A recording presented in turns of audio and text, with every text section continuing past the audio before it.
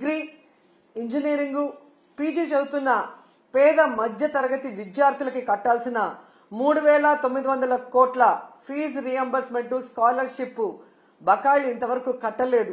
So 4 quarters కి సంబంధించిన ఈ ఫీజు బకాయిల్ని ప్రభుత్వం చెల్లించకపోతే ఆ పేద విద్యార్థులు చదువుకు దూరం కారా? మీకు ఈ విషయం అర్థం కావటం లేదా అని ప్రశ్నిస్తున్నాం. ఎందుకంటే ఈరోజు చంద్రబాబు నాయుడు గారు ముఖ్యమంత్రి అయిన రోజు నుంచి దాదాపుగా 7 నెలలు అవుతుంది. ఈ ఫీజు రియంబర్స్మెంట్ కోసం, వసతి దీవెన, విద్యా దీవెన కోసం ₹1 కూడా చెల్లించకపోవడం సిగ్గుచేటని కూడా ఈ సందర్భంగా తెలియజేసుకుంటున్నాం. ఎందుకంటే ఆనాడు వైఎస్ఆర్ గారు పెద్ద చదువులు ఉన్నవారికే కాదు, అర్హత ఉన్న ప్రతి పేద మధ్యతరగతి విద్యార్థికి అందించాలని గొప్ప మనసుతో ఈ ఫీజు రియంబర్స్మెంట్ తీసుకురావడం జరిగింది. దాన్ని జగన్మోహన్ రెడ్డి గారు తను అధికారంలో ఉన్న 5 సంవత్సరాలు సంపూర్ణంగా అమలు చేయడం మనం గమనించాం. కానీ ఈరోజు ప్రభుత్వం 3,900 కోట్ల ఈ ఫీజులు స్కాలర్షిప్ల బకాయిల్ని ఆపేయటం ఎంతవరకు సమంజసమని నేను అడుగుతున్నా. ఎందుకంటే ఈరోజు మీరు చూస్తే విద్యా దీవెన కింద 2,800 కోట్లు, అలాగే వసతి దీవెన కింద 1,100 కోట్లు, అంటే దాదాపుగా 3,900 కోట్లని బకాయిలు పెట్టడం వల్ల కొన్ని కాలేజెస్ లో విద్యార్థుల్ని క్లాసులకి రానివ్వట్లేదు. కొన్ని కాలేజెస్ లో విద్యార్థులకి సర్టిఫికెట్లు కూడా ఇవ్వకపోవటం, కొన్ని చోట్ల విద్యార్థులు చదువుకు దూరవటం చూస్తుంటే చాలా చాలా బాధేస్తుంది. ఎందుకంటే విద్యతోనే పేదరికం సమూలంగా నిర్మూలించే అవకాశం ఉంది. అందుకే రాజశేఖర రెడ్డి గారు, జగన్మోహన్ రెడ్డి గారు పేద పిల్లలకి చక్కటి చదువును అందించి ఆ కుటుంబాలు ఆర్థికంగా ఎదిగే విధంగా, సమాజంలో గౌరవంగా ఉండే విధంగా అన్ని రకాలుగా ఎలా అండగా నిలబడ్డారో మనం గమనించాం. కానీ చంద్రబాబు నాయుడు గారు డబ్బున్న వాళ్ళు మాత్రమే చదువుకోవాలి, తన పార్టీలో ఉన్న ప్రైవేట్ స్కూళ్లు కాలేజీలు ఉన్న వాళ్లే ఫీజులు దండుకోవాలి అన్నట్టుగా ఈరోజు పేద విద్యార్థుల్ని చదువుకు దూరం చేసే విధంగా చర్యలు చేపట్టడం, ఇవ్వాల్సిన బకాయిలు ఇవ్వకపోవడం అనేది మనం గమనించాలి. అండ్ ఈరోజు ఫీజు రియంబర్స్మెంట్ అలాగే స్కాలర్షిప్లు బకాయిలు తొందరగా చెల్లించండి అయ్యా అని అడిగితే దానికి కొంతమంది మంత్రులు మీరు బకాయిలు పెట్టలేదా, మీ ప్రభుత్వంలో బకాయిలు లేవా అని విచిత్రంగా మాట్లాడుతున్నారు. ఆ మంత్రులకు గాని ఆ ఇతండంగా మాట్లాడే వారికి నేను తెలియజేసేది ఒక్కటే, 2019లో చంద్రబాబు నాయుడు గారు దిగిపోయే నాటికి 2,800 కోట్లు బకాయిలు ఉన్నాయి. ఆ రోజు ఆ బకాయిల్ని జగన్మోహన్ రెడ్డి గారి ప్రభుత్వం సంపూర్ణంగా చెల్లించడమే కాకుండా తాను అధికారంలో వచ్చిన తర్వాత ఉన్న వాటిని కూడా ఎలా చెల్లించుకుంటూ వస్తున్నారో మనం చూసాం. సో ఎప్పుడూ కూడా ఒక ప్రభుత్వం మారినప్పుడు గత ప్రభుత్వంలో బకాయిలు ఉంటే వాటిని తీర్చాల్సిన బాధ్యత ఆ అధికారంలోకి వచ్చిన పార్టీకి ఉంటుంది. కానీ అధికారంలోకి వచ్చిన తర్వాత ఈరోజు చేతులు దులుపుకొని పేద విద్యార్థుల చదువుని దూరం చేసి మళ్లీ ఇతండంగా విచిత్రంగా మాట్లాడటం ఎంతవరకు సమంజసమని నేను ప్రశ్నిస్తున్నా. అండ్ ఈరోజు మీరు చూస్తే ఇది చంద్రబాబు నాయుడికి ఇది కొత్త ఏం కాదు, మీరు గతంలో కూడా చూశారు. ఎందుకంటే పేదవాళ్ళంటే చంద్రబాబు నాయుడికి చిరాకు. పేదవాళ్ళు మనుషులు కారనా, వాళ్ళకి చదువు అవసరం లేదనుకుంటారో ఏంటో నాకు తెలియదు. కానీ వైఎస్ఆర్ గారు తీసుకొచ్చిన ఈ ఫీజు రియంబర్స్మెంట్ ని ఏ విధంగా ఇంజనీరింగ్ స్టూడెంట్స్ ని ఫీజు రియంబర్స్మెంట్ లో 35,000 రూపాయలకే కోత పెట్టి ఎంతమందిని ఇబ్బంది పెట్టారో మనం అందరం కూడా గమనించాం. కానీ జగన్మోహన్ రెడ్డి గారు ఎంత ఖర్చైనా విద్యార్థికి మొత్తం ప్రభుత్వమే చెల్లించే విధంగా ప్రతి పేద మధ్యతరగతి పిల్లవాడికి చక్కటి చదువుని అందించటం ఈరోజు ప్రజలందరూ కూడా గమనించాల్సిన విషయం అని కూడా ఈ సందర్భంగా తెలియజేసుకుంటున్నా. అండ్ ఈరోజు మీరు చూస్తే ఈ చంద్రబాబు నాయుడు గారు 3,900 కోట్ల ఈ స్కాలర్షిప్లు కానీ ఫీజు రియంబర్స్మెంట్ బకాయిలు మాత్రమే ఆపలేదండి. ఆయన ముఖ్యమంత్రి అయిన ఈ 7 నెలల కాలంలో ఫీజు రియంబర్స్మెంట్ ని ఆపేశాడు, అమ్మఒడిని ఆపేశాడు, చేయూతను ఆపేశాడు, మెడికల్ కాలేజీల్ని కట్టడం ఆపేశాడు, నాడు నేడు స్కూల్స్ రెన్యువేషన్ ఆపేశాడు, అలాగే మీరు చూస్తే 0 వడ్డీ పథకాన్ని ఆపేశాడు, ముఖ్యంగా పేదవాళ్లకి చాలా అవసరమైన ఆరోగ్యశ్రీని ఆపేశాడు. ఇక వాలంటీర్ వ్యవస్థని ఆపేయటం మనం అందరం కూడా చూస్తూనే ఉన్నాం.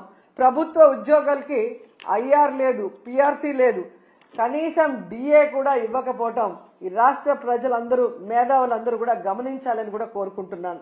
ఎందుకంటే ఒకవైపు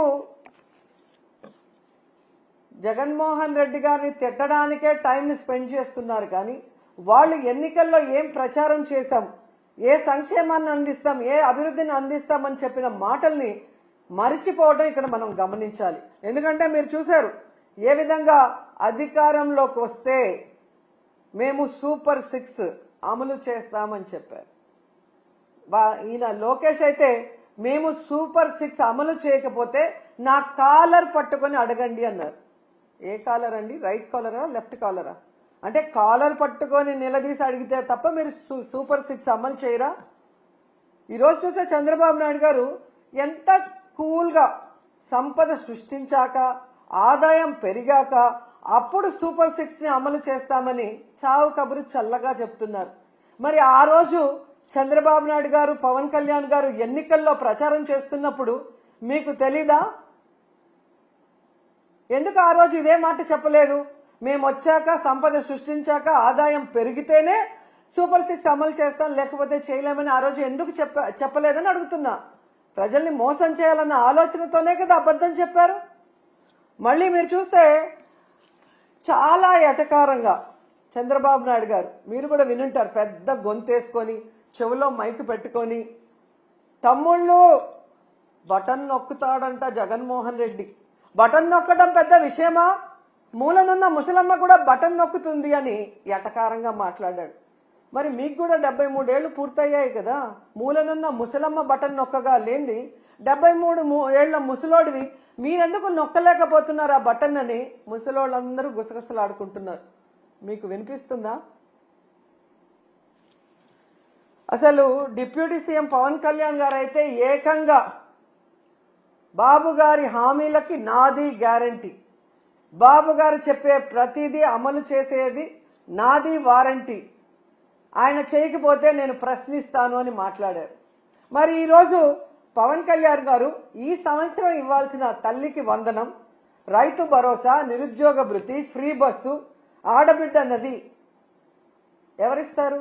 మీరిస్తారా? చంద్రబాబు నాయుడుతో ఇప్పిస్తారా? మరి ఇంతవరకు ఇవ్వలేదు కదా. మరి ఎందుకు మీరు ఈ కోట్లాది మంది ప్రజల తరఫున నిలబడి చంద్రబాబు నాయుడిని నిలదీయట్లేదు? ఏం అడ్డం వస్తుంది మీకు అని ప్రశ్నిస్తున్నా. ఈరోజు ఎంత దారుణంగా తయారయ్యారంటే, నేను నా కొడుకు పవన్ కళ్యాణ్ గారు అధికారంలోకి వచ్చేసాం కాబట్టి ఈ రాష్ట్ర ప్రజలు ఏమైపోయినా పర్వాలేదు, వీళ్ళకి మనం చెప్పింది ఏది చేయాల్సిన అవసరం లేదు అని ఎంత కేర్లెస్ గా ఈ ప్రభుత్వంలో ఉన్న పెద్దలు ప్రవర్తిస్తున్నారో మనం అందరం కూడా గమనించాలి. ఎన్నికల ముందుకి ఎన్నికల తర్వాత వాళ్ళ ప్రవర్తన ఎలా ఉంది అంటే, ఎన్నికల ముందేమో బాబు షూరిటీ భవిష్యత్తుకు గ్యారంటీ, కానీ ఈరోజు Babu surety cheating guarantee. Cycle కోటేస్తే ఫ్రీ బస్ మీ ఇంటి ముందుకే వచ్చేస్తుంది, గ్లాస్ కోటేస్తే ఏ క్లాస్ ఉద్యోగాలు మీకు వస్తాయి, పువ్వు కోటేస్తే పువ్వుల్లో ప్రతి మహిళకి 1500 మీ ఇంటికి వచ్చేస్తుంది, కూటమికి ఓటేస్తే ప్రతి బిడ్డకి స్కూల్కి వెళ్లే వాళ్ళకి 15,000 మీకు వచ్చేస్తాయని చెప్పారు. ఇక ఇంట్లో ఎంతమంది ఉంటే అంతమందికి లక్షలు వచ్చి పడేస్తాయని ఏ విధంగా వాళ్ళు బాండ్లు కూడా రాసి ఇవ్వటం మనం అందరం కూడా గమనించాం. కానీ ఈరోజు ఆ బాండ్లు నాలిక గోక్కోవటానికి కూడా పనిచేయట్లేదు. అసలు వీళ్ళు చేసిన ప్రచారం ఎలా ఉంది అంటే, రామానాయుడు గారు సైకిల్ వేసుకొని ఒక ఇంటికి వస్తారు, ఈ రోజుకి కూడా ఎక్కడ చూసినా అది వాట్సాప్ లో తిరుగుతుంది. నీకు 15,000, నీకు 15,000, నీకు 15,000, నీకు 18,000 అని చిన్నపిల్ల నుంచి పెద్దవాళ్ల వరకు వేలు పెట్టి ప్రతి ఒక్కరికి చూపిస్తూ సైకిల్లో వచ్చి సైకిల్ కొట్టేస్తే చాలా అవన్నీ వచ్చి పడిపోతాయి అన్నారు. మరి అదే సైకిల్ మీద ఈరోజు వెళ్లి అవన్నీ ఎందుకు వాళ్ళకి అందించలేకపోతున్నారు? అంటే అధికారంలో రావటం కోసం ఆ రోజు ఏ విధంగా ప్రచారం చేశారయ్యా అంటే, టీవీల్లో, థియేటర్లో, ఫేస్బుక్లో, యూట్యూబుల్లో, ట్విట్టర్లో, ఇన్స్టాలో ఎక్కడ చూసినా కూడా దండయాత్ర చేశారు ప్రజల మీదకి. ఒకవేళ తెలుగుదేశానికో కూటమికో ఓటేయకపోతే ప్రతి ఇంట్లో ఉన్న మహిళ లక్షలాది రూపాయలు మిస్ అయిపోతుందేమో అన్నట్టుగా ఊదరగొట్టి ఈ రోజు మీరు చూస్తే సంపద సృష్టించాక ఆదాయం పెరిగాక మేము ఇవన్నీ చేస్తాము అని ఎంత చావు కబురు చల్లగా చెప్తున్నారు. ఇంకా గట్టిగా అడిగితే జగన్మోహన్ రెడ్డి గారి వల్లే ఇవన్నీ ఇవ్వలేకపోతున్నామంటారు. ఎంత సిగ్గుచేటో ఒకసారి ఆలోచించండి. ఈరోజు తెలుగుదేశం పార్టీ, జనసేన పార్టీ వాళ్ళ ఇంట్లో ఎవరికైనా జలుబు వచ్చినా, వాళ్ళకి తుమ్ములు వచ్చినా అది జగన్మోహన్ రెడ్డి గారి వల్లే అని చెప్పుకునే అంత దిగజారిపోయారనేది ఈ మధ్యకాలంలో టీవీలు చూసిన వాళ్ళందరికీ అర్థమై ఉంటుంది. ఈరోజు నేను ఈ కూటమి ప్రభుత్వంలో ఉన్న నాయకులు అందరికీ కూడా చెప్పేది ఒక్కటే, మీ మేనిఫెస్టో మీ దగ్గర లేకపోతే ఒకసారి ఆ మేనిఫెస్టో తెచ్చుకొని చూడండి, లేకపోతే మేము పంపిస్తాం మేము మేనిఫెస్టో. దాంట్లో క్లియర్ గా మీరు రాస్తున్నారు 14 లక్షల కోట్లు అప్పుంది, అయినా కూడా మేము సూపర్ 6 అమలు చేస్తాము అని చెప్పారు. అసలు 14 లక్షల కోట్లు అనేదే అబద్ధం. మొన్ననే మీరు అధికారంలోకి వచ్చిన తర్వాత మీ అధికారులు మీరు అంతా కూడా ఎక్సర్సైజ్ చేసి అసెంబ్లీలో ప్రవేశపెట్టారు, కేవలం 6.5 లక్షల కోట్లు మాత్రమే అప్పుంది అని. 14 లక్షల కోట్లుందని అబద్ధం చెప్పిన మేనిఫెస్టోలోనే అన్ని చేస్తామన్నప్పుడు అందులో సగం ఉన్నప్పుడు ఎందుకు చేయలేకపోతున్నారని నేను అడుగుతున్నా. అసలు ఇప్పటికీ రాష్ట్రం విడిపోయాక మొదటిగా ముఖ్యమంత్రి అయింది మీరే. మీరు దిగిపోయేటప్పటికి ఎంత అప్పు ఉంది, మీరెంత అప్పు చేశారు, మీరు ప్రజలకు ఏం సంక్షేమాన్ని ఇచ్చారు, రాష్ట్రానికి ఏం అభివృద్ధి చేశారో ఒక వైట్ పేపర్ రిలీజ్ చేయండి. ఆ తర్వాత వచ్చిన జగన్మోహన్ రెడ్డి గారు 5 ఏళ్లలో ఎంత అప్పు చేశారు, కోవిడ్ సంక్షోభంలో కూడా రాష్ట్రానికి ఆదాయం లేకపోతే ఎలా సంక్షేమాన్ని అభివృద్ధిని చేశారు, ఎంత అప్పు చేసి ఆ అప్పు డబ్బులు ఏమైందో కూడా ఒక వైట్ పేపర్ రిలీజ్ చేస్తే మీ అబద్ధాలకి ఫుల్ స్టాప్ పడుతుంది. ఎన్నికల ముందే కాదు ఇప్పుడు కూడా అబద్ధాలు చెప్పుకొని బ్రతకాలనుకుంటున్నారు తప్ప రాష్ట్ర ప్రజలకు ఇచ్చిన హామీలు నెరవేర్చాలన్న చిత్తశుద్ధి లేకపోవడం దురదృష్టకరం.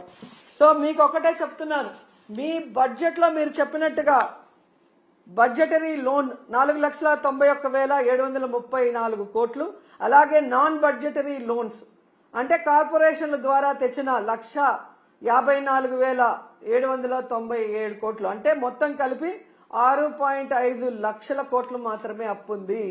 దాంట్లో మెజారిటీ మీరు చేసిన అప్పులే 2014లో.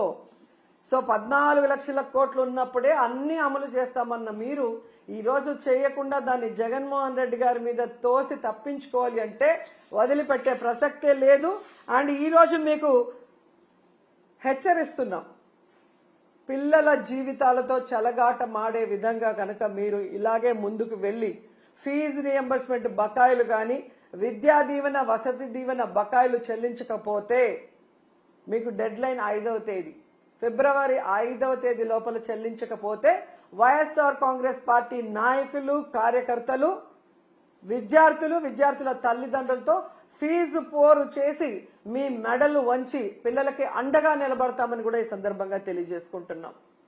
అండ్ ఫైనల్ గా ఒకటి చెప్పాలనుకుంటున్నా, ఈరోజు ప్రభుత్వానికి